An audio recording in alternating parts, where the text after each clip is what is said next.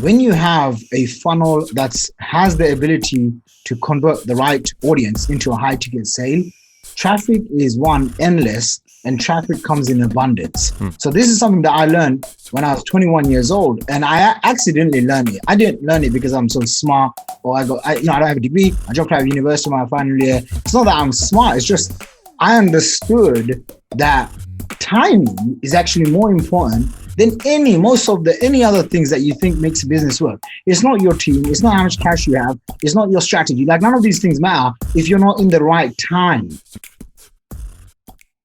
Boom, boom, boom, boom, boom, boom. What's up, everybody? You're listening to the Hustle and Flowchart podcast with your boys, Mount Wolf and Joe Fier.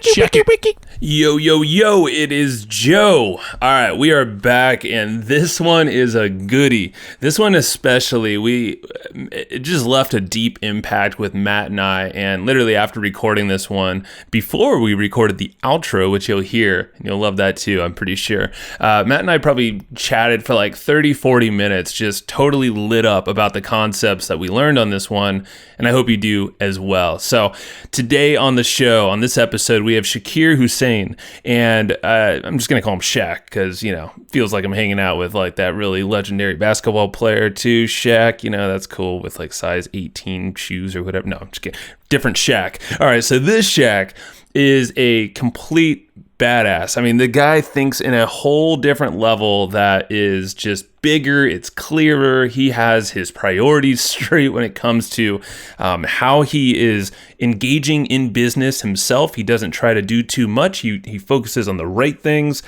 He prioritizes things like doing nothing, and you'll understand why, and he'll explain that every single day for about an hour a pop.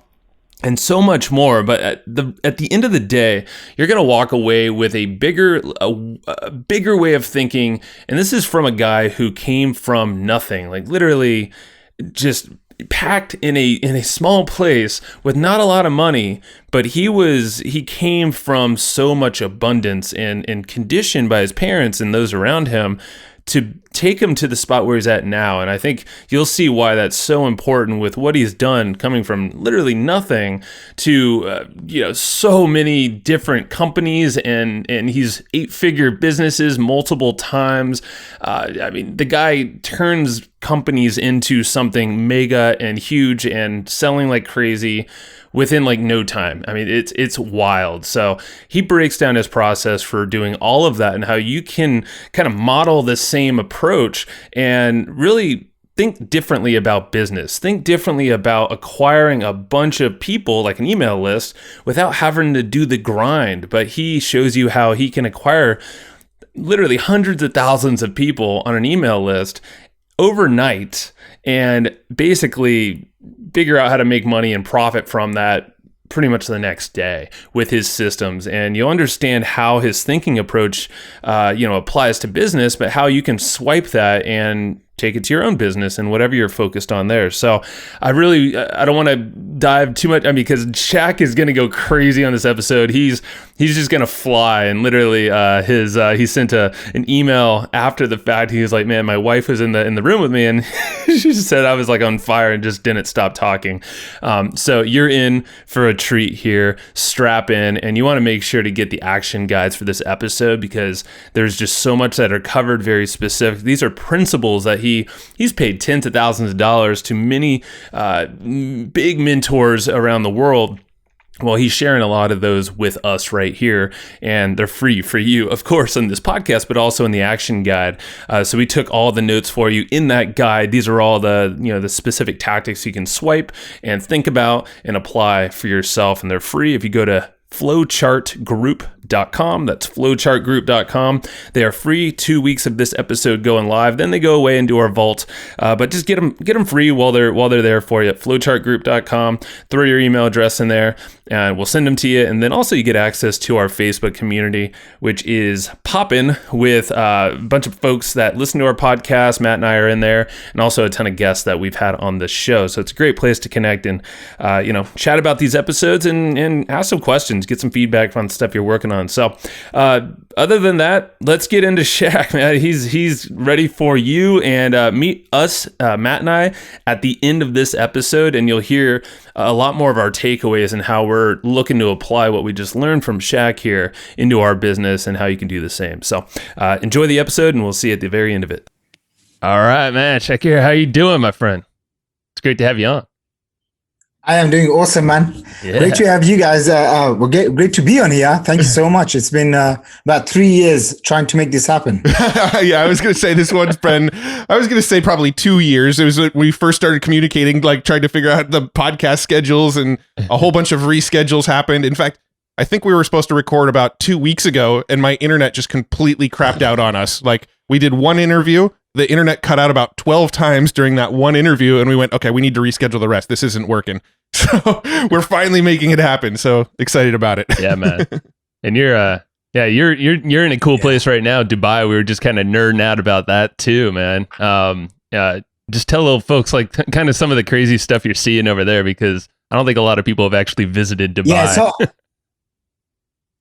So I'm right now in Dubai. I've been here for a couple of weeks, and this is basically, they refer to as the Las Vegas of the Middle East, except there's no casinos. And it's just the most insane place you've ever been. I mean, they've got a 7-star hotel that I think racks up bills of, I think it's like $80,000 to $100,000 a night you can spend for one night. And that's the room you're staying in, right? It's insane. Like basically everything.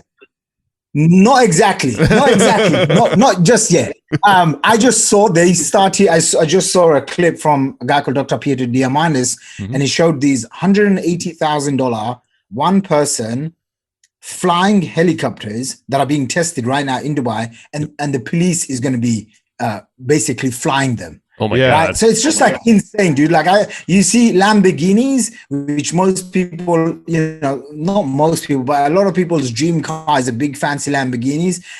The policeman will have a $300,000, $500,000 Lamborghini car. Like it's so ridiculous. You're like, wow. And then as soon as you say wow, the next thing is even more wow. It's even more wow. So it's just like, I've been very fortunate. I traveled a lot of countries, wrote a book, Backpack Millionaire, traveled like 70 plus countries before I turned 30. There's no other country like Dubai where you just can't get bored. Like every day just seems to be better and better. It's really wild. I'll give you some context. In London, if you have maybe 20 or 30 different top restaurants, I don't know, let's just say in general, you have top 20 restaurants in London. In here, in Dubai, what you'll have is top 20 Chinese restaurants, top 20 American restaurants, top 20 something else restaurants. And it's just like a never-ending buffet of just everything. Like it's insane. They have the largest road. So I just came back from America. I spent 3 weeks in Chicago. Uh-huh. And when I'm in London and I go to Chicago in America, the roads are huge. Yep. Like they have like 3, 4, 5 lanes. Here they have a road which has something like 16 lanes. Oh, jeez. like it's just like everything is abundance, huh? It's just huge. Everything goes big. Yeah. It's very competitive as well. So they see something somewhere like in Singapore, they have the Marina Bay Sands. I don't know if you know what that is. I've seen that. Big fancy hotels with it. So they built one of those. In London, we have the London Eye. They built one of those London Wheels. It's just like it's really insane. You got to actually come out here to visit. So, and I'm very happy and grateful because I have 2 of my best friends that live out here. So, when I'm here, it's just like home. And anyway, I'm considering to move here just because of lots of benefits that they have here. Yeah, man. That you don't get anywhere else. I want to like. We'll definitely pack a trip. Book a trip one of these days when we can make it out there. Yeah, we'll have to wait for us when you're back out there, so you can be our tour guide when we get out there. And your buddies. Dude, like you'll never get bored.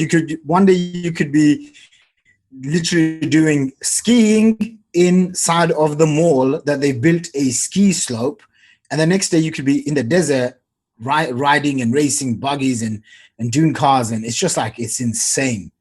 It's insane, dude. I honestly don't think I've got any work done since I've been here. And I'm like, Come on. I know I'm we're like, I'm forcing blaming you the to work Wi-Fi. now. Hey, this is work, Yeah, right? this is work. This is work. This is branding work. right here. Yeah. Dang right.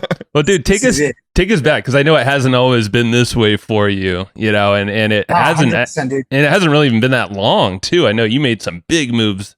What, within 10 years or something? I think you started around 2009 or somewhere around there, right? Yeah. 2009, 2010. I got started. You know, it's gonna sound like a rags to riches story, but the truth is, I didn't come from money. I grew up in a 3-bedroom council flat, what they call projects or whatever in America. And we had 13 people living there. And as I grew up, there are like 13 people in a 3-bedroom house, right? Wow. So as I grew up, I didn't really know I was poor until I went to America and I met these millionaires. And I'm like, wow, was I just poor my whole life? Like I didn't understand what was rich and what was poor, because when I was growing up, although we were cramped up, we didn't have a lot of money, my parents, they gave us an abundance of love. And it's only now do I really appreciate that, because I realized back then it helped me with my self-esteem and my confidence, right? And so, you know, even if I didn't have a lot of money, and as a family, we didn't have a lot of money, my parents still instilled so much love, kindness, generosity to me and to my family. And that's what kind of propelled me to have this confidence. I'm going to go try this. And even if it doesn't work, I'll be okay. And so what I was doing when I was, I guess, 15, 16 years old, I used to go to the markets and I used to go and sell mobile phones, electronics, like everything under the sun. And when I was probably 16, 17, I was importing things from China. Alibaba was just starting, you know, AliExpress, those things were just starting. I would import things from China and I would go door to door, literally door to door, knocking on my neighbor's door, trying to sell them this stuff. So I got started in entrepreneurship fairly young. I've actually never had a real job per se. Yeah. I've never been employed by like a corporation or company or someone. And when I was 19, I went to a personal development seminar. And that was like my insight of you should become a business owner. That's the only way you're going to basically get rich. And, you know, basically that was my only plan. Like I didn't care about changing the world. I didn't even know what entrepreneurship was. I was like, I want to get rich. And so when I was 21, I started coming online, 2009, coming online, finding, you know, entrepreneurs, and mainly these were Americans. Okay. So I have a lot of love for American entrepreneurs, should I say, because in the UK, you know, not to talk bad about the UK because, you know, it's my home and stuff, but the UK people is a little bit different. They have a little bit more of a closed mindset, skeptical. It doesn't matter what anyone says. I've been an entrepreneur. I've lived in the UK my whole life and I've traveled a lot, right? And when you travel a lot, you're like, wow, American people are really open-minded. Or wow, British people are like this, or Singaporeans are very strict like this. You know, you just learn a few things culturally, right? Yeah, and it's totally like, it's like, look at in America, they really push this, you know, be an entrepreneur, you know, you got freedom and stuff. The freedom, in the UK, American dream. It's not like that. So, yeah, American dream is like, I don't know, is this something called the British dream? I don't know, you tell me. Never heard of it. I was never taught. There's a British dream, right? And so, I basically get an email one day. I'm sitting in the basement of my dad's friend's basement, you know, where he basically said generously, come and work as this in your office. And I get this email from these two guys in America, and they said, come to Las Vegas. They were from New York, and they said, come and rub shoulders with millionaires. And my eyes just lit up. I mean, I'm like 21 years old. At the time I had like long greasy hair. I was super overweight, like morbidly. I was like morbidly overweight, basically. Wow. And I didn't have a lot of confidence. But man, when I saw for $1,500, I could go to America, and there was this. Because before that, I used to just watch these people on the internet, right? So I was like, I don't know if they're real. I don't know if they're a scam. But when I got that invitation, come to this live event, and you're gonna be able to rub shoulders with millionaires. I was like, how much is this? When is it? Right. Yeah. And I didn't have the money. So I called up my best friend and I said, you're my best friend, and I know you have some life savings. You need to give me $1,500 right now. That's a good best friend. Yeah, what are you talking about? And so I told my parents, and they said, like, what are you talking about? I said, dude, I'm going to go to Las Vegas. Anyway, long story short, I go to Las Vegas. That was my first insight into internet marketing and how to make money on the internet. Okay. I came back home. I put myself into $45,000 worth of debt because I had absolutely no idea what the heck I was doing. But I knew if I could buy my way in, I could at least have access. Within 3 years, when I was 23, I made my first $1 million. And then it was $1.2 million. The next year I doubled it, 2.4 million, 3.6, 6.5. By the time I was 26, I made my first $10 million. I made every single mistake under the sun when I made that first $10 million. Every single thing, from taxes, hiring friends and family, buying lots of stupid things, investing in startups, giving money away, in the $20,000, $100,000 to friends and family. Like the most insane thing. I made every single mistake. I got punched in the face 101 times. And then I took a break, 26, took a break for like maybe 1 or 2 months. And then I got back on. And within the next 3 years, I did $30 million just before I turned 30. Wow. And then I said, okay, I'm going to take a little break, which I did. And I just got married. So I took my wife traveling around the world for like 18 months. And then you kind of get bored because of traveling too much. And earlier this year, I was invited to go to the ClickFunnels Award. I got these 2 8-figure plaques. And then it just something inside me just reignited myself. So I joined a bunch of masterminds, which is what I usually do. And I'm basically back in the game. I thought, hey, I'm going to do these podcasts. And I've made a lot of mistakes and I made some money as well. And so I'm just willing to share whatever I've learned. And so I'm an open book. You can ask me anything, good, bad, ugly, dude. I'm here. So what is the business right now? So how would you describe what your current business model is?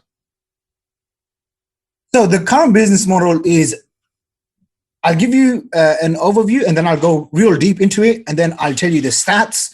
I'll tell you the mistakes people make, even I've made. So the current business model is very simple. We have a couple of authority leading websites. So funnels.com is one of them. wealthacademy.com is one. There's a few others, but let's just say stick with those 2. And what those 2 sites do is that they lead with valuable education where someone comes in, they watch a webinar, and then they get on a phone call. Through a discovery session, we'll prescribe whatever their challenges are, and then we'll offer them programs anywhere from $3,000, $5,000, $10,000, $20,000 and beyond. That is what I call my multiple 8-figure boring business. It's the most boring thing. It's not sexy. There's no fancy things behind it. And we can go into the psychology of it and why it works and all of this stuff. But essentially, that's the business model. Is right now we have a high-end funnels agency service where we help people with their funnels, their offers, their high-ticket programs, help them scale 6 to 7, 7 to 8 figures and beyond. So that's good. I mean, I love the fact boring businesses. It's really, if you locate an offer that really works and solves someone's need. But it seems like what you've figured out, you're just throwing traffic at it. You have enough of this input to a webinar, and that's the trust building, that's the education, all that stuff, and then the sales happens after that. Seems very personalized if you have a sales team and then you have multiple options on the back end. Yeah, 100%. The secret to making this offer work is firstly understanding that when you have a funnel that has the ability to convert the right audience into a high ticket sale, traffic is endless, and traffic comes in abundance. So this is something that I learned when I was 21 years old, and I accidentally learned it. I didn't learn it because I'm so smart, or I don't have a degree. I dropped out of university my final year. It's not that I'm smart. It's just I understood that timing is actually more important than any other things that you think makes a business work. It's not your team. It's not how much cash you have. It's not your strategy. Like none of these things matter if you're not in the right time. Does that make sense? Sure. And this is what I figured out when I was just 21 years old. And I can give you 3 examples, real case studies, because sometimes, when you listen to people, and that's one of the reasons why I want to do these more podcasts is because I'm like, I listen to a few podcasts and I'm like, but they don't really share what's really going on, right? And the real psychology. And I'm like, put me on a podcast and I'm going to share with you. So I'll tell you what happened. 21 years old, I started doing affiliate marketing. And what I found out was within the community of doing affiliate marketing, they had maybe, 10,000 customers or whatever they had. Within that community, there was a lot of people that were struggling with a pain point, right? And so here's what my first model was I used to do affiliate marketing for myself. I did 6 figures. And then I thought, you know what, I'm really good at traffic generation. So I would be a high-end traffic consultant. So I started charging people $10,000, $25,000 for traffic consulting. And people would come, they'd pay me. Sometimes they fly to London, they'd pay me. And I'm like, this is really cool. And I remember hiring a guy called James Shramko from he's a good buddy. Sydney, Australia. Okay, yeah. Sydney, Australia. Okay, so yeah, so you guys know him. And, you know, I was really young back then. I don't know, 22. Okay, it was definitely before I think I was doing, I don't know, maybe $1 million or less than $1 million. And I remember this, right? I get on the phone with him and I'm like telling him how much of a hotshot I am. And he's like, you know, if you make your clients so much money, why don't you just do this for yourself? And I was like, well, I didn't think of it. And he said, I never forget this because I still utilize this. I haven't spoken to him for a long time, but I remember him saying this, you know, if you can position yourself as the authority, then you can go and basically clean up that marketplace. And I said, how on earth do you do that? And he's like, you know, what are you doing right now? I said, well, I do affiliate marketing and I do something called, I sell solo ads. He said, you should be the solo ads agency. And I'm like, okay. And I remember like on the call, I think I was paying him like $1,500 or $2,000 for the call or something, you know, and I was thinking to myself, is this call going to be worth it? So I go to GoDaddy, I buy this domain called soloadsagency.com. Within 12 months, my income shoots to $300,000 a month. That year I did $3.6 million. And then I came to that realization, wow, this is what I got to do. I got to find an area of a market, a very niche market that I can go and serve, add massive value, and then I can offer my high ticket services. And from day one, I've always been into a high ticket because I did ClickBank and I failed miserably for about 9 months. And selling then I was like, man, this thing is $49 stuff, right? And I'm like, this is the most craziest thing ever. And then I closed one high ticket sale and I made 25 G's. And I'm like, okay, I'm never touching anything low ticket, which is still something I do right now. I only focus on high ticket offers.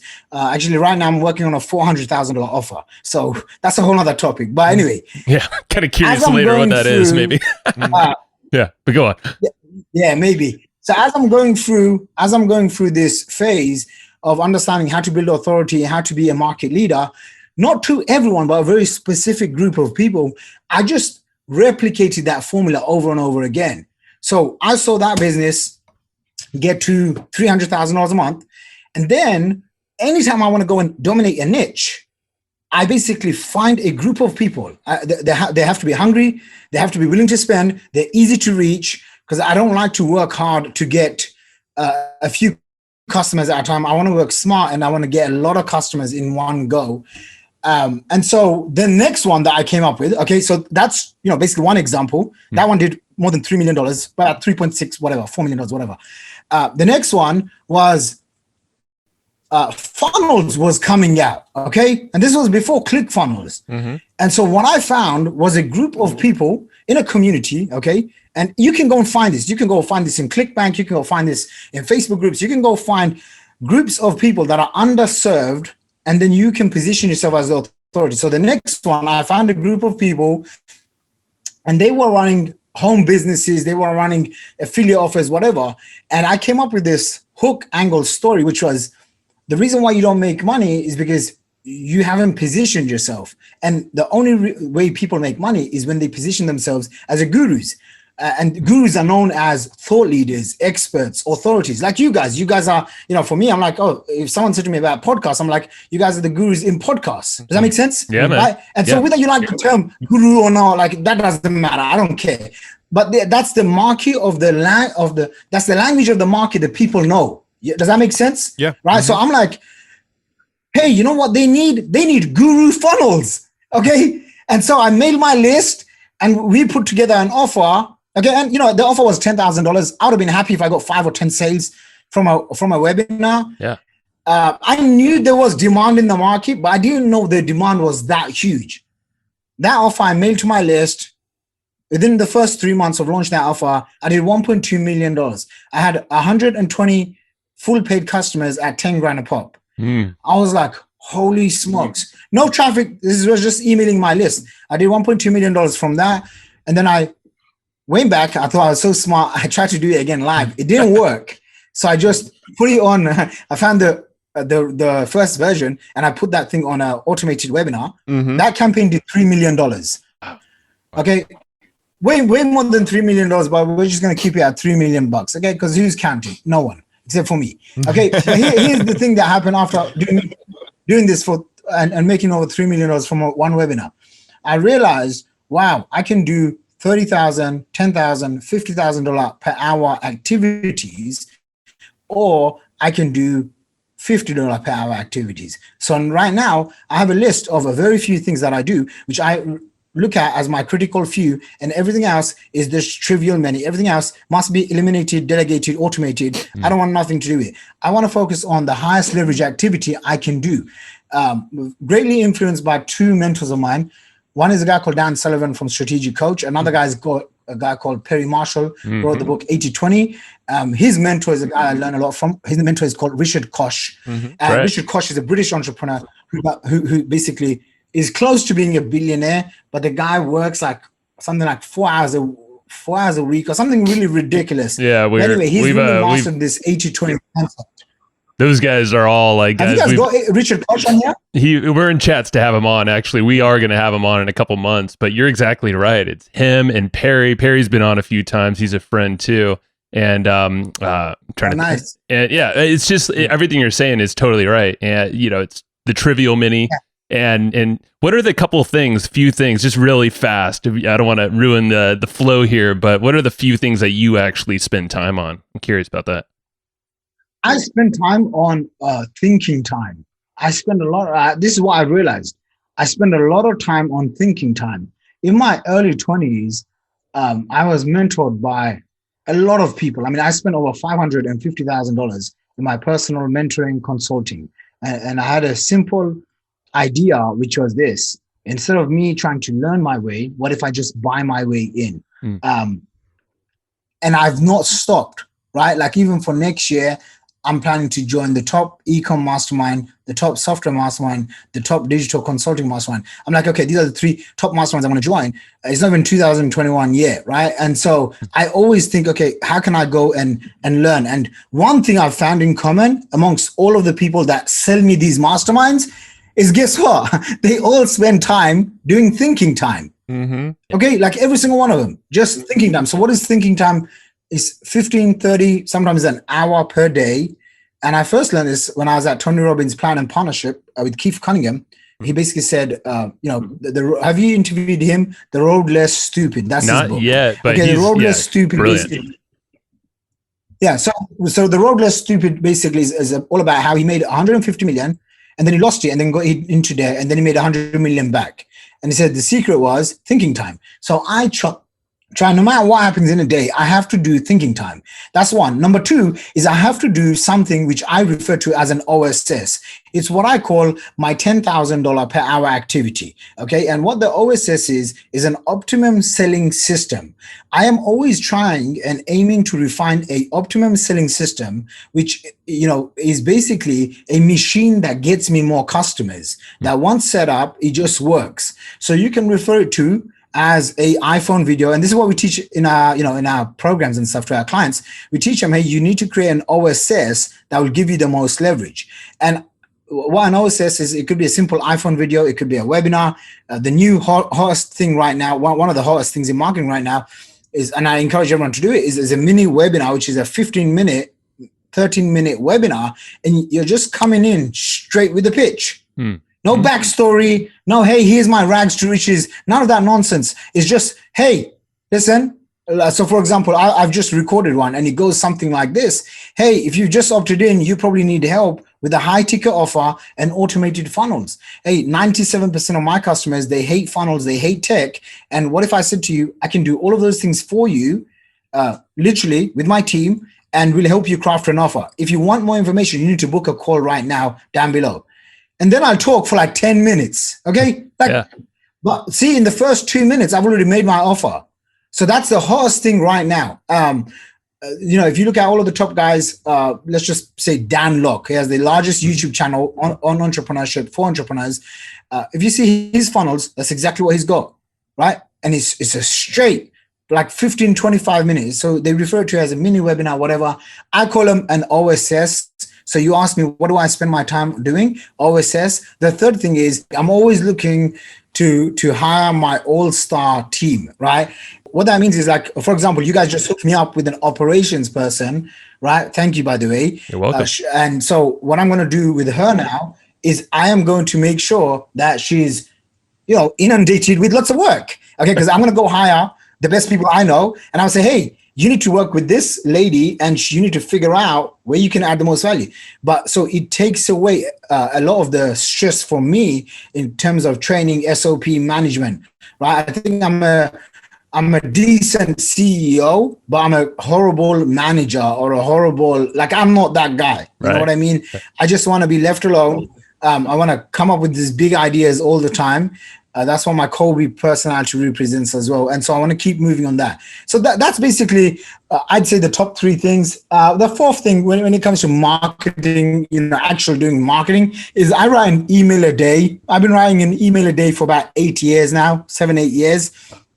So I write that email. It's, sometimes that takes me 20 minutes a day. Sometimes it takes me an hour a day. Without fail, I email my list 5 to 6 times a day. I just haven't stopped that one activity. Once over the last, 7, 8 years, I tried outsourcing it, but something didn't connect. So I was just like, I just email. So that's basically, that's like the overview. As to doing tactical stuff, because I know your listeners like tactical stuff. Yeah, man. The tactical stuff is, we have a simple opt-in page that just goes beyond an opt-in page, which basically talks about, I have an example on funnels.com, and it has a lot of authority positioning. Like, for me, that's very big, right? Because I realize I can charge 5 to 10 times more, get paid 5 to 10 times more. I can work with rich, busy entrepreneurs versus broke entrepreneurs. I can work with successful people that want more success versus people that are trying to hit their first level of success. If I just create change, dissect my marketing so that it speaks to one caliber of person, right? And so, you'll see if you go through any of my webinars, my funnels, there's a lot of authority by association. There's a lot of credibility factors. There's a lot of talks about my values, right? I'll talk about my family, God, all of these things, because one affluent buyer, someone that's going to pay you $10,000, $50,000, $100,000, when they want to pay you big money, they want to buy based on values, right? Like, if you're gonna say, Shaq, what's the secret to selling high ticket offers? Because I've now sold over 1,000 customers at high ticket price points, 5, 10, 20 grand a pop. What's the secret? The secret, and I didn't get this because I'm so smart. I got it because I used to be part of Dan Kennedy's Platinum something mastermind. Yep. And in one of them, he basically said the secret for rich people to buy is they have to have values that collide. And I was like, what? Like, he's like, out of everything is the values. That's the first stage. People come into my opt-in, then they go through my webinar. I have 3 different types of webinars. I just give you the 3 different formats because most people rely on just one, and they think, if they can just do one, it can work. Maybe, your stuff can work. For me and what I sell, what I found is 3 different types. I'm going to just give you the 3 different types because it's what's worked for me. Okay, it's what's worked for me, and how I look at as it worked for me is, if the money is there, if there's results. And so the first one is a straight 15-minute straight up webinar that I just said, hey, here's who I am, here's what I've got, book a call, buy my stuff. 13 to 15 minutes is the sweet spot. The next one is a 45-minute one. Okay, the 45-minute one is where you do tell a little bit about your story, and you go through and you give examples and you give case studies, and you're really working on logic brain, right? Like, you're making them understand, hey, give me 45 minutes, I'll explain to you, and you're taking your time.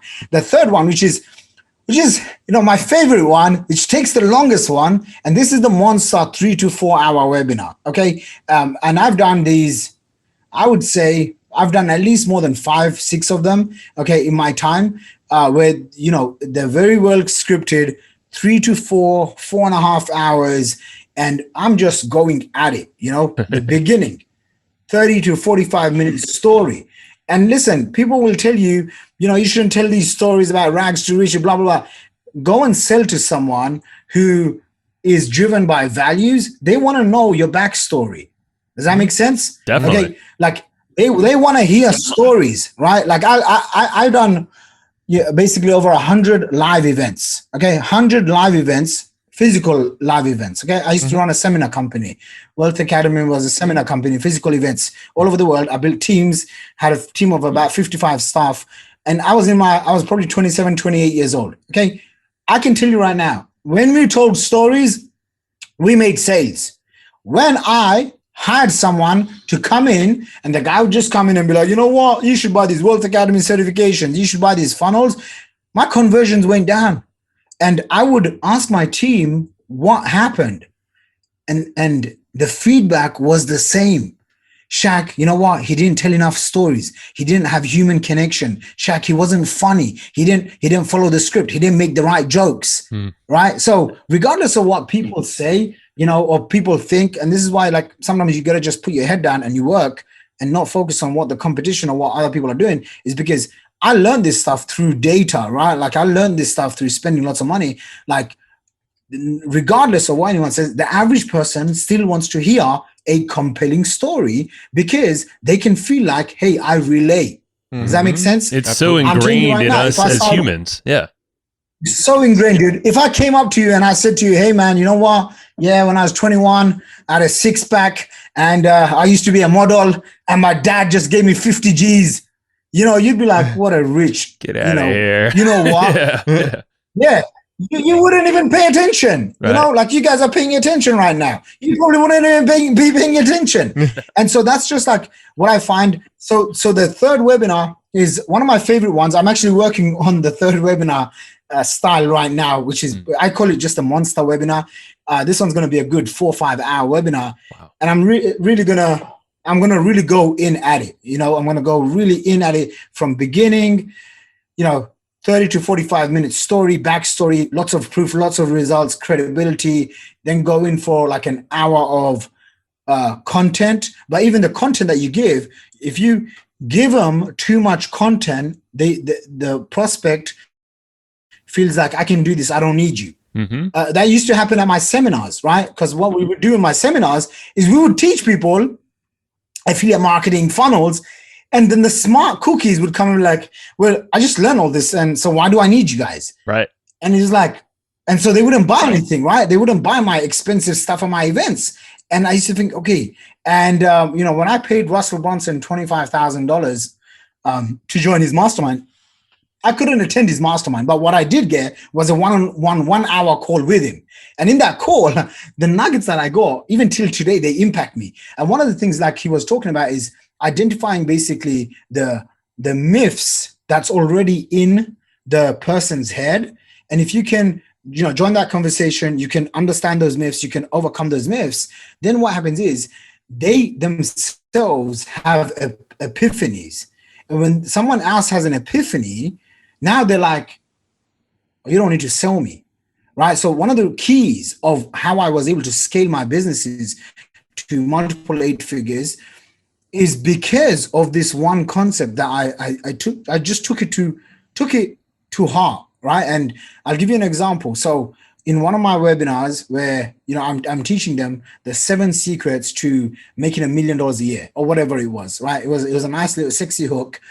And once they come in, I'm telling them, guys, these are the 7 steps. You need to have an opt-in, you need to have a webinar, you need to have email follow-up, you need to have an integrated product suite, which basically means you need to sell multiple things because people want to buy multiple things, right? And people want to buy at multiple price points. And then you need to have a follow-up machine, which includes live events or direct mail. Okay, all of these things I've done. And so now I've basically given someone the 7 steps, right? Now they're in their mind, they're like, now I understand. Right now, the person feels smart, enlightened, and empowered. But they also feel like this is a lot of work, man. You know, especially because guess what I do? I then flash all of the to make it real for them, I flash, all of the I'll pick up maybe say 10 top gurus, okay, or 20 gurus or whatever. And I'd say, this is the one commonality of every single one of them. And no one's sharing this stuff with you. And I am. And the one commonality is that every single one of these guys have positioned themselves as a guru. And that's why they make money. Okay, that's why their funnels convert. That's why they have higher conversions. That's why they can charge more than $2,000. And you don't have that. And so now I've outlined 7 core elements. And then I say, hey, listen, how would you like my team and I to do it for you? Yep. That's perfect, man. Yeah, because you showed them all how complicated it is. You showed them the what, but not the how. Yeah. And dude, that's all I do. That's all I've done. And I think I'm going to do that for a little while. Next year, I'm transitioning into software as well. Mm-hmm. And so, but that's the essence of the entire business model is that I go and find underserved markets. So I'll give you, my latest thing now, which is obviously growing real fast, which is funnels.com. And what that is, I own funnels.com, salesfunnels.com, funnelsagency.com, basically all of these top domains. I spent a little fortune about 5-6 years ago because I saw the trend was going, right? And so for me, like, I don't think I'm the smartest in the room, but I do think that I can get lucky if I'm riding with the smartest people. And, I have, Russell Brunson, friends, like Mike Phil saying that they created Groove Funnels, right? Mm-hmm. And now they got 50,000 users. ClickFunnels has over 120,000 users. And so it's not like the market is saturated or it's going down. There's plenty of space, right? And so for me, what I look for is, okay, I see a whole marketplace being educated right now on the topic of sales funnels. Okay, how do I create a competitive advantage? I'm always looking for a competitive advantage. Otherwise, I don't get into business, right? I'm always looking, how can I come in and how can I go straight to the top without having to work? You know what I mean? How can I come to you guys when you guys have done 350 or 320? How many podcasts have you done? Yeah, it's about 350. 350-ish, yeah. You done it. Yeah, 350. So when I email my list, I'm going to say, these guys have done over 350 podcasts, and now I get to get on because now you have an audience, right? How do I do that versus someone that's got 2 podcasts and they're messaging me, can you get my podcasts? Right. You know what I mean? Totally so right. Like, this is a what I call my Dream 100 activity, which I put as a $10,000 per hour activity because the relationship and the trust that gets built is very valuable. So again, this is one of those high level things. And what I'm always looking for, and this is a key ingredient, is I'm always looking for how do I create a competitive advantage in a marketplace, even if it's crowded, whatever, it doesn't matter. Right. So for me, I came in and I'm like, I just got these 8-figure awards. So it makes me a little bit different because I have these results. Mm-hmm. Okay. 2, I have all this authority by association with all these guys claiming to be funnel experts. Okay. Which some of them are, and so I can leverage all of that. 3, I happen to be friends with a lot of these guys. I just was on Kevin David's podcast. He's got like 1.2 million subscribers. I was on a guy called Nathan Lucas. He's got 400,000 YouTube subscribers. I think I'm getting on Dan Locke's one soon. Uh-huh. He's got like 3 million subscribers on YouTube. So, I'm like looking at it, I'm thinking, okay, how do I go straight to the top and then position myself in a unique environment, right? With a unique offer. And that's another thing that you need to have is once you have these elements dialed down, you need to come up with something that the marketplace feels like this is new. It gives them hope and it's part of a bigger mission. Okay, so my one is very simple. I'm launching the world's first ever sales funnel certification, and you're going to be certified under funnels.com. That's pretty sexy. Mm-hmm. And then you have the cred behind it all. Yeah. Thanks. Right? And almost everyone that I speak to, they have a big smile. They're like, wow. But here's the thing, right? You guys probably have more money than me. I don't know how much money you guys make, but you guys, even with more money, okay, you guys look really rich, by the way. Okay, even with all the money and whatever. We feel rich. We're abundant, damn it. Yeah, I like it. I like your lifestyle. This is one of the reasons why I connected with you guys. Yeah, man. Now, imagine if you, like, what doesn't matter, if you whatever money you have, how would you compete with funnels.com certification?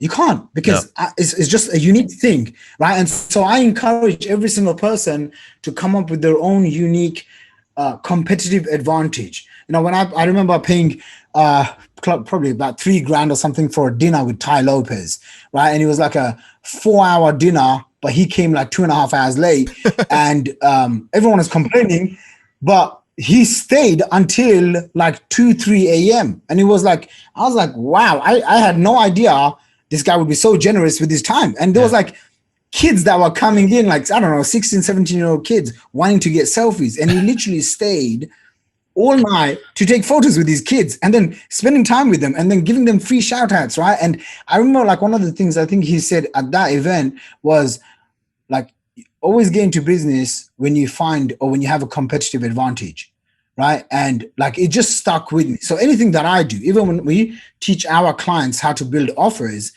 sometimes they forget that they have so much experience, expertise, connections, networks. They can tap into their own experience, into other people's experiences, right? And then they can position an offer, right? And I believe that if you can do that, if you can get the angle of, hey, how do you position an offer in a unique, new manner that gives people hope, that creates something bigger than themselves? I think those are kind of winning ingredients. And then when you have that offer dialed in and you have, email automation and all of this stuff set up, honestly, traffic is the easiest thing to get. Growing and scaling the business, it just catches fire. Okay, This is basically what I've worked out.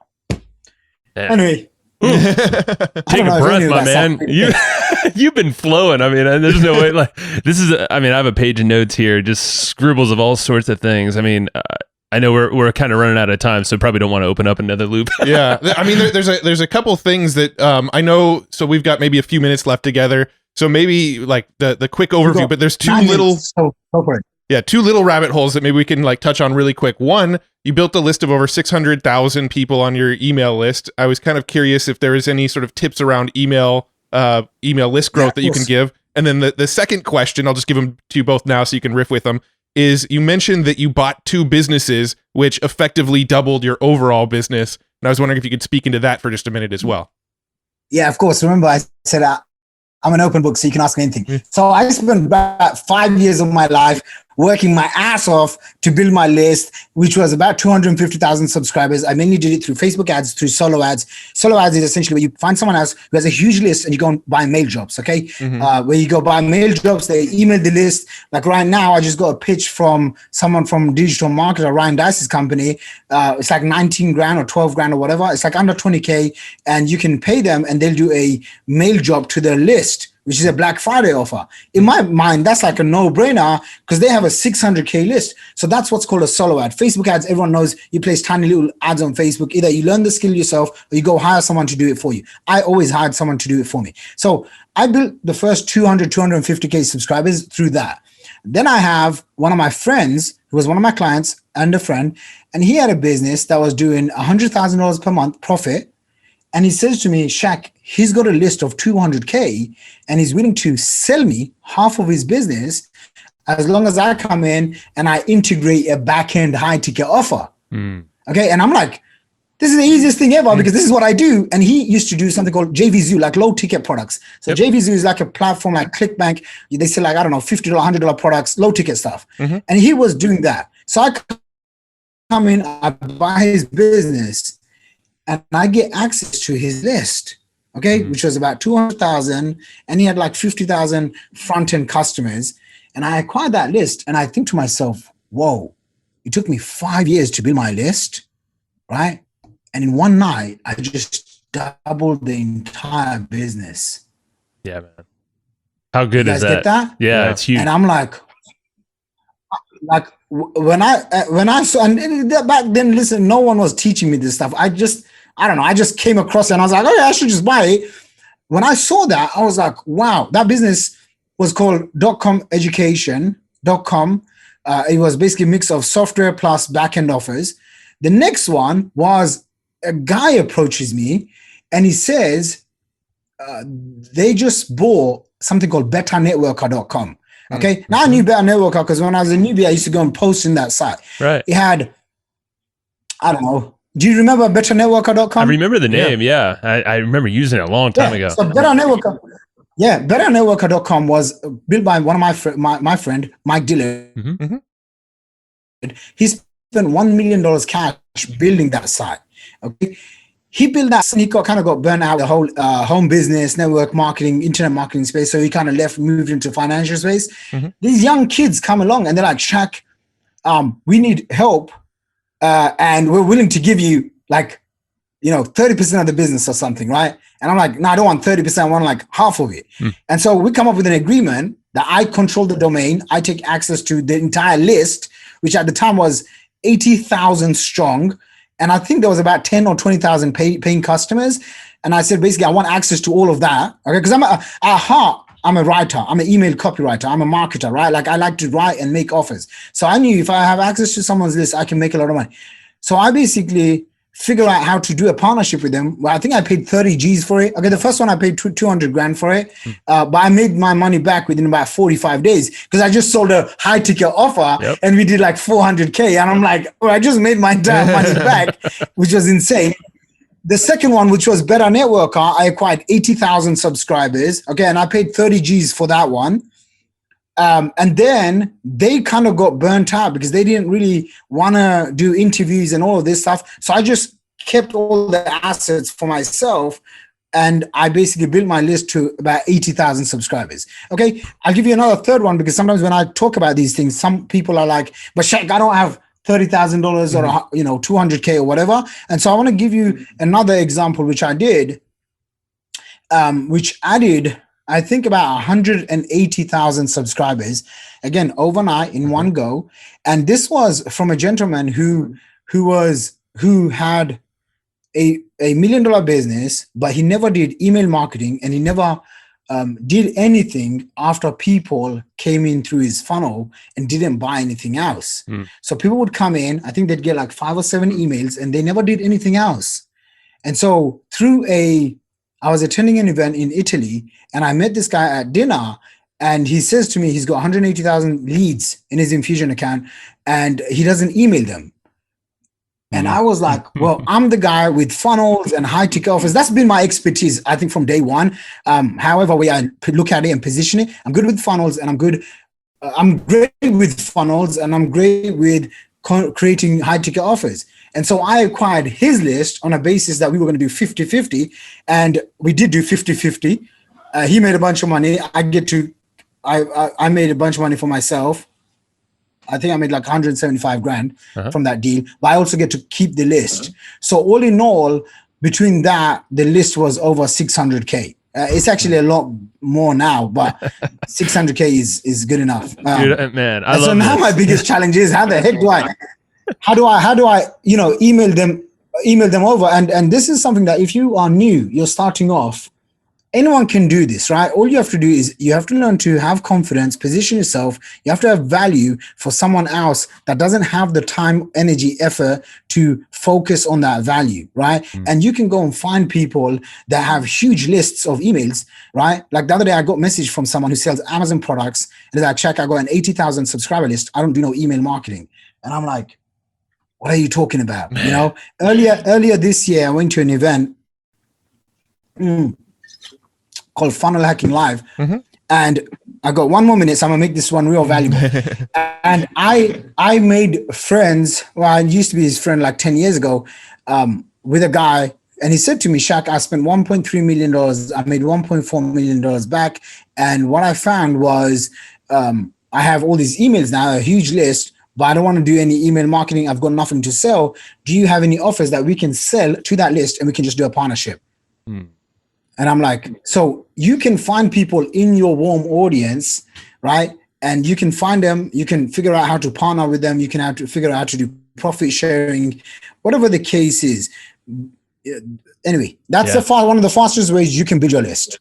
Right. Brother, you have given me so many ideas and we've already been thinking around this path, but just for list growth alone, I mean, it's like you're gold, Shaq. We need to bring you back, man.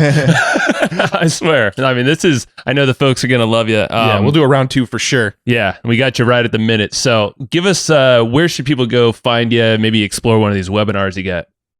Yeah, just head over to funnels.com. I change the webinar probably once every month just because I'm in testing phase. So you can see all the stuff I'm doing. Yeah. Funnels.com, funnels.com, one word. head over there and you'll be in good hands. Perfect, man. Awesome, I just man. heard the ding right now, so right on the minute. I appreciate you, brother. Have fun in Dubai, and let's chat again soon. What's up? What's up? What's up? Yo, that was a good one. Dude, I'm jacked up. I think I say that was a good one at the beginning of every outro. I think so. So was this one really good, or that one was was it junk? That was crap. Let's throw this one away. I'm gonna tell Shaq. He might hear this. No, just kidding. No, that was so. We actually finished this recording. What time is it? We finished this recording An hour 26 minutes ago, and we've been sitting around talking about like ideas and thoughts and dude. all this stuff that's popped up after this interview. And then we're like, maybe we should record this outro and share these thoughts with the listeners instead. It's true, man. I mean, we get excited on a lot of episodes, but this is one of those where we're just like, bing, bing, bing, light bulbs going off everywhere. And I already told Matt, I'm like, dude, after we record this, we got to take a walk and we got to talk. Yeah, we got to debrief. We're gonna be doing a round 2 with Shaq for sure. Yes. Like he's already agreed to it. We didn't even get to, I think, 50% of the questions we wanted to ask him because he was flowing. We'd ask him a question and he would flow for, a good 15, 20 minutes on that question. We're like, we're not stopping him because the stuff that's coming out is gold. Mm-hmm. Yeah, man. So much here. I'm just going to say, preface, get the action guide to this episode. Yeah.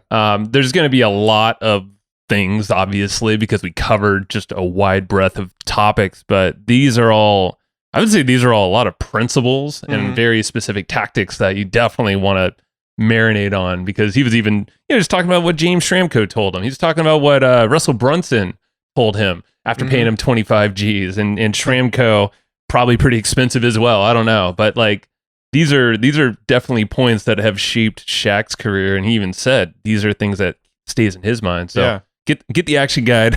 Go to flowchartgroup.com, and they're free. 2 weeks of this episode going live. Flowchartgroup.com. Make sure when you go to flowchartgroup.com, there's 3 questions when you request to join. One of the questions asks for your email. It's not required to join the group, but it is required if you want to get that action guide in your inbox. So make sure you give us the email when you sign up for the group, and that's how you're going to get the action guide. We'll email it to you when you sign up there. Yeah, man. So pause this. Go flowchartgroup.com. It's worth it. Go through your email in there and get them action guides. All right. So I think the very first thing, I'm just going to start off. I love the fact that he came from nothing but 13 people in a flat. In a 3-bedroom flat. Insane. But the thing he said, and this is what it's actually interesting because I feel like I'm kind of going through this myself. He said abundance of love is what he was showered with. But that's like just abundance thinking, I think, overall.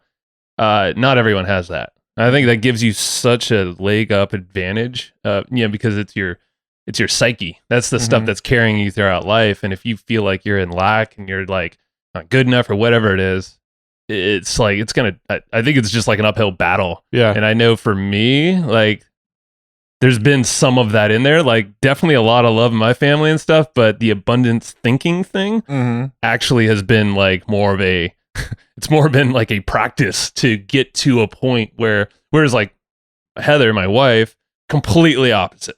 She was showered with abundance and stuff. So I'm like, it's interesting. He brought that up, and it's like, it's a point that probably some people might have glossed over. Yeah. But like, holy crap, like to really get that abundance thinking and carry that over into everything in life. Dude is in Dubai right now. Think about the abundance of that place. Like, just start watching some videos to Dubai, and then you'll start being like, whoa, there's a lot of money in this world. I might not have a lot right now, but I could go there and feel it, or I can watch a freaking drone video of Dubai and get jacked up and start doing some stuff bigger than I thought I could. Not the greatest Wi-Fi in Dubai, but yeah, give him a break. He was in a hotel. That's true. But no, I totally agree. Like he's got that sort of thinking down, and it was, and he didn't come from a place where that was. Like he didn't have the abundance of money. He didn't have the abundance of material possessions, but he had that abundance of love and family and all of that stuff. And when I was listening to this episode, I kept on getting all these like things that I want to go test in our business. I was sitting here going, this is something we can go test. This is something we can go test. This is something we can go test. Well, so when he was talking about like acquiring businesses to grow his list, this was kind of towards the end of the interview. I asked him sort of 2 questions when we had 9 minutes left, and he just like rapid fired the answers. And in that 9 minutes, I was like, this little 9-minute clip is pure gold. Maybe right that's here. the YouTube clip. That'll probably be one of the YouTube clips there. But that like little 9 minutes where he's just like rapidly explaining how he grew a list of 600,000 people. I was just like, I was blown away because he talked about how he acquired 2 different companies that already had lists, and just like overnight he acquired like, what was it, a 200,000 list and another one that was like 80,000 or something like that. Yeah. And so like overnight he acquired 2 different lists, sold some high ticket offers to those lists, which is his specialty. That's what he does, and sort of doubled his money on the investment. And then there was another one where he said he basically just partnered with somebody. Somebody said, look, I've got a list of, I don't remember what number he said, 120,000 people.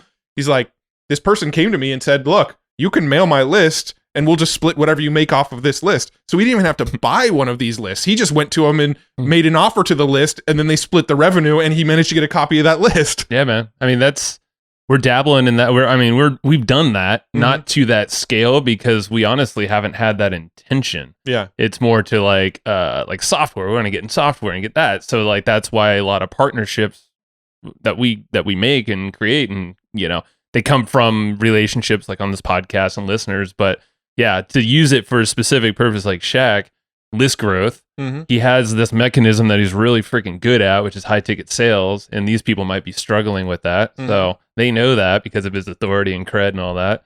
And then, yeah, the partnership is like, well, let's share that list or acquire that list, control it.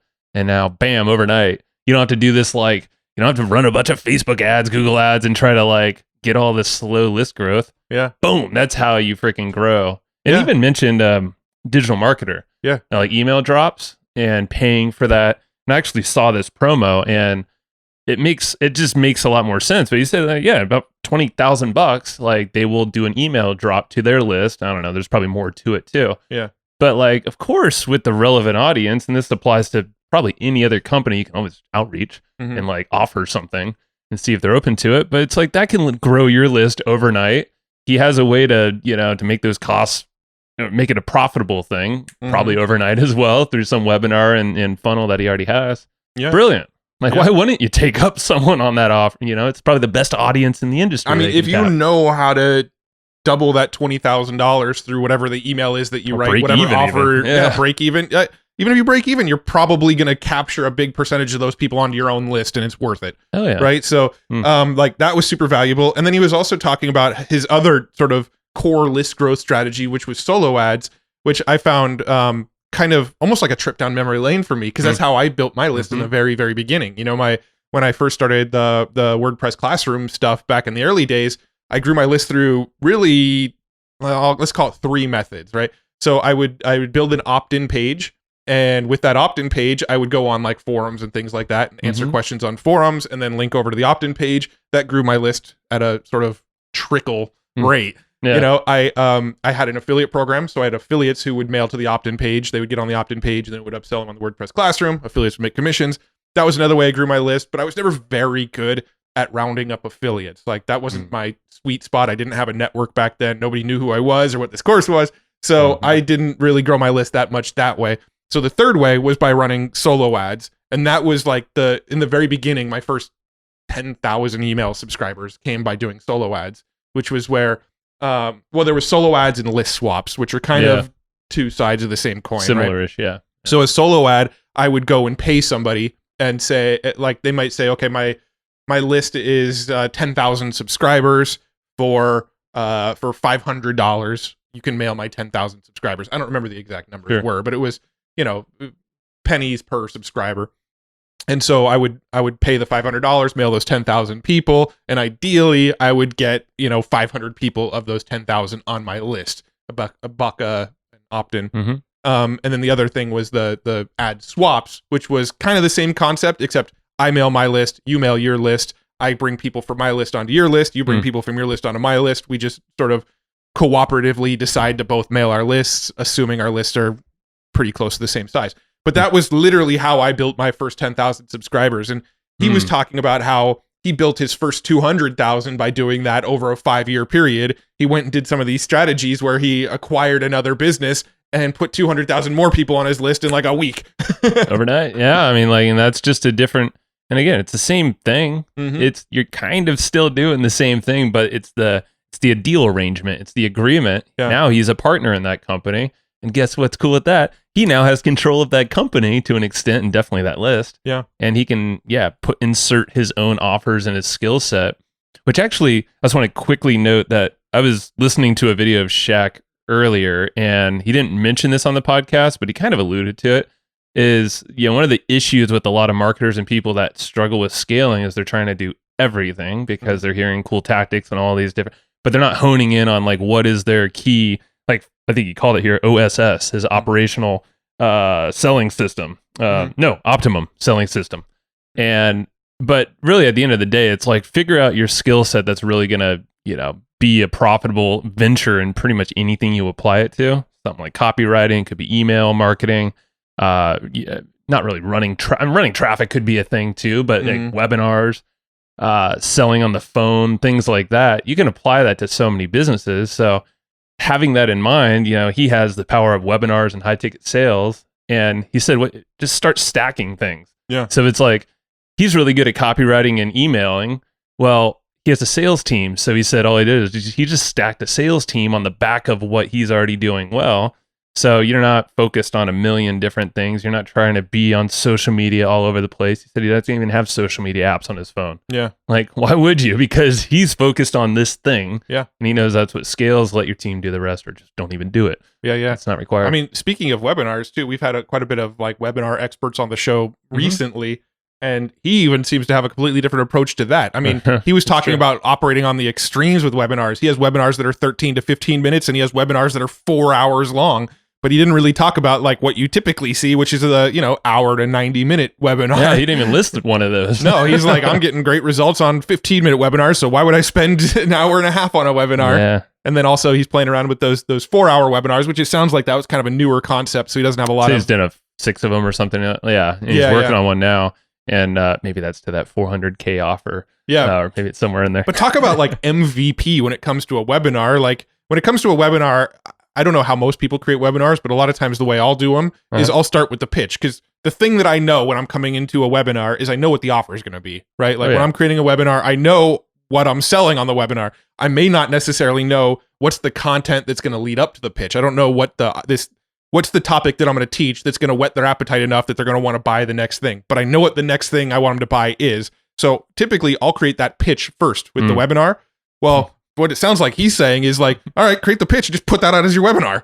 I mean, might as well start that way, right? It's your MVP. And I think Joel Urway is actually, he teaches this concept, and he has a whole different podcast. He's been on this show. I think we'll bring him back soon. And he really dives deep into this model. And it's probably a different variation, but it's very similar. It starts with a very mini webinar, but it's like you go to the top of your offer. You're pitching something from day one, but you can always follow up with other things in different ways. Yeah. But yeah, man, I mean, like if you're struggling around webinars and stuff, the pitch, your product, and just get that dialed in, throw that in the first couple minutes, like you said, and then just essentially, fill it up. I don't know exactly what the structure was the rest of his webinar, but it's probably not much. 15 minutes, Yeah, no, I thought that was an interesting concept. And then the last sort of like thing that was spinning in my brain, this isn't really a tactic or anything that he taught, but it was something that I was like, ooh, there might be an opportunity there. Is like, we don't actually have any sort of high ticket offers in our own business. Right. So like one of the things that kept on popping into my mind is like, that's 100%. This guy's true. got some systems for selling high ticket stuff. We don't, but we have an audience. Maybe we can sort of cross pollinate a little bit there.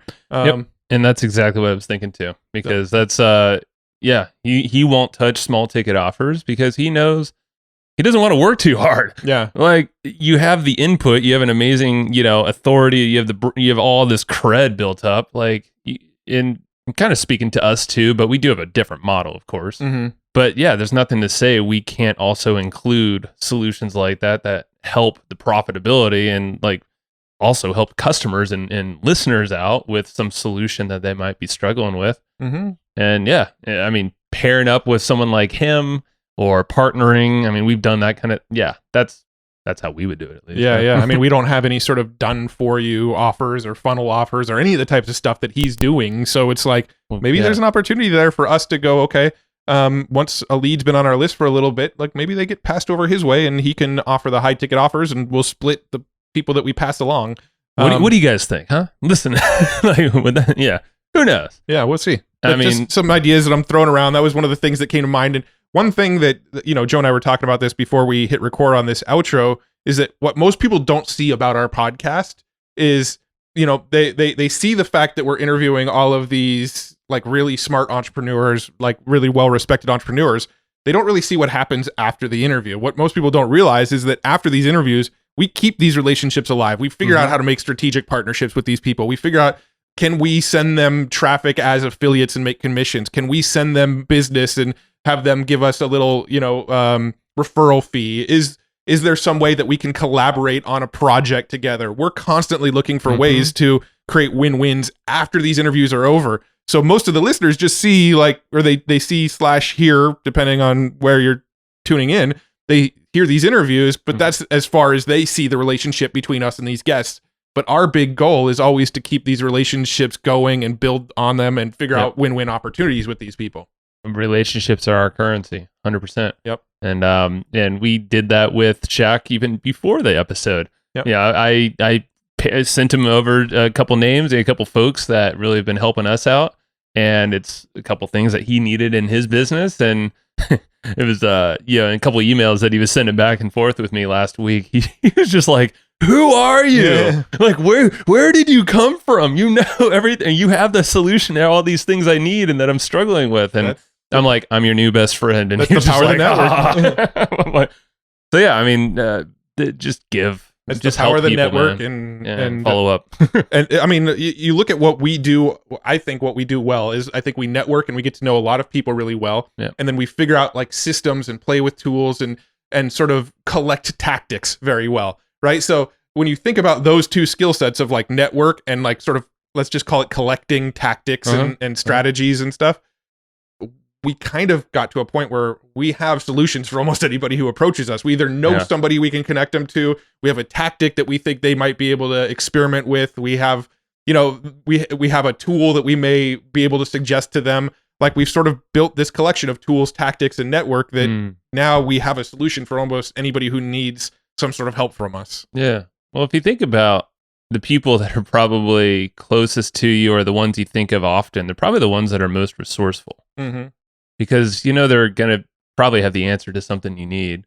And I think that's something we've created for ourselves, is just being extremely resourceful. And, obviously it helps to have a good bond with people as well.